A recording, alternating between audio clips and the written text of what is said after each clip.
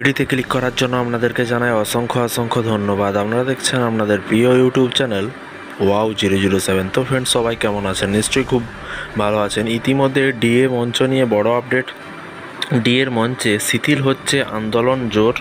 দেখতেই পাচ্ছেন আন্দোলনের জোর শিথিল হচ্ছে, কমছে আন্দোলনকারীদের সংখ্যা। আস্তে আস্তে ধীরে ধীরে আন্দোলনকারীদের সংখ্যা কমে যাচ্ছে। কী কারণে?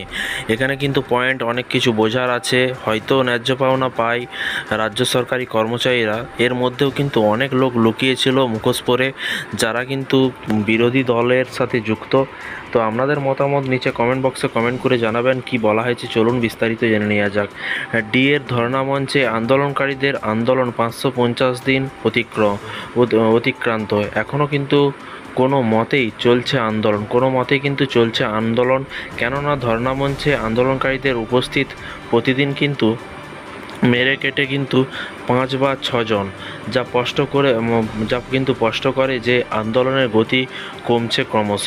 এক্ষেত্রে উল্লেখ্য যে বিগত কয়েক সপ্তাহ ধরে ডিএর ধর্ণামঞ্চে আন্দোলনকারীদের উপস্থিত কমতে শুরু করেছে। ইতিমধ্যে দেখতেই পাচ্ছেন ডিএ আন্দোলনকারীদের সংগ্রামী যৌথ মঞ্চে আন্দোলন যারা করছিলেন আস্তে আস্তে কমতে শুরু করেছে।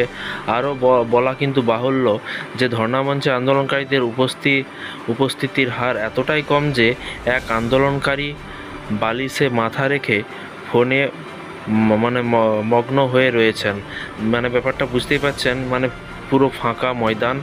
তো শুয়ে শুয়ে তারা কিন্তু ফোনে কথা বলছে।